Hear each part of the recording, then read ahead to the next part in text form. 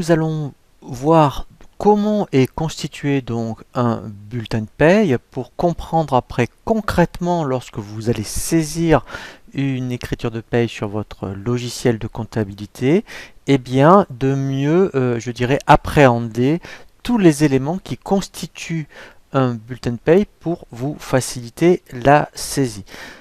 Lorsque nous allons voir donc un bulletin de paye, nous allons voir quatre composants. Le premier composant que nous allons voir s'intitule donc le salaire brut. Alors nous verrons au niveau du salaire brut que cela peut être uniquement ce que l'on appelle le salaire de base ou différents éléments du salaire qui constituent le salaire brut, comme des primes, des absences, des indemnités.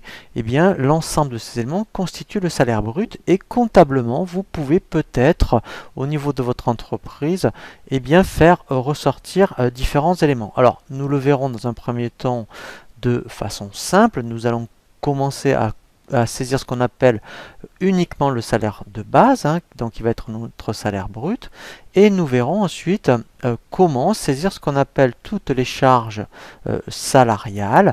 Donc là, effectivement, nous allons voir aussi bien des charges salariales, par exemple de sécurité sociale, de retraite, de prévoyance, et nous verrons ensuite bien, comment saisir ce qu'on appelle les retenues patronales, donc par rapport aux mêmes caisses que nous avons vues pour les retenues salariales comme la sécurité sociale, par rapport à tout ce qui est retraite, tout ce qui est prévoyance mutuelle par exemple, eh bien il s'ajoute d'autres retenues patronales qui ne sont que patronales, donc que nous verrons un petit peu plus loin, comme par exemple tout ce qui est formation continue, taxes d'apprentissage, taxes sur les salaires, et nous terminerons par les éléments du net. Alors les éléments du net, ça peut être des acomptes, des saisies arrêts sur salaire, des remboursements de frais, des indemnités journalières, par exemple. Donc nous allons voir maintenant concrètement comment se présentent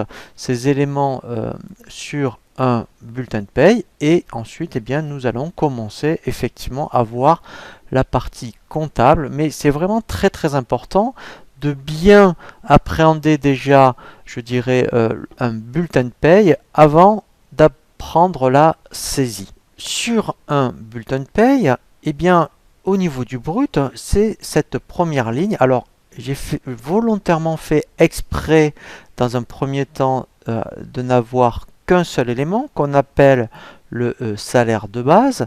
Donc là, nous verrons bien, quand nous allons aborder la partie saisie, bien, que le brut, vous voyez ici, est de 1617,66. Donc là, parce que en fait, qu'il y ait un seul élément au niveau de l'élément de brut ou qu'il y en ait plusieurs, ce n'est pas grave. On peut soit directement saisir le brut, ou après, effectivement, si pour votre entreprise c'est intéressant peut-être comptablement de faire ressortir les primes, de faire ressortir les absences congés payés ou les absences, par exemple, on peut isoler tous ces éléments de paye dans différents comptes de charges, donc nous le verrons également, mais en attendant, ça constitue le brut. Donc nous apprendrons dans un premier temps, vous voyez, à saisir le salaire brut, et ensuite quand je vous parlais de retenue, vous voyez, salariale, c'est ici, vous voyez, donc cette colonne qui s'appelle retenue. Alors en principe, quel que soit le logiciel de paye que vous utilisez, au niveau de la présentation d'un bulletin de paye, c'est ça qui est bien, ils se présentent tous de la même façon, avec une colonne retenue salariale et une autre ici, vous voyez, montant patronal. Donc là, par contre, eh bien, on verra comment saisir bien, toutes ces retenues salariales en fonction ici des caisses de cotisation. Donc là, vous voyez, tout ce qui est maladie, vieillesse, ce genre de choses, on le saisit dans ce qu'on appelle la sécurité sociale, comme Pôle emploi par exemple.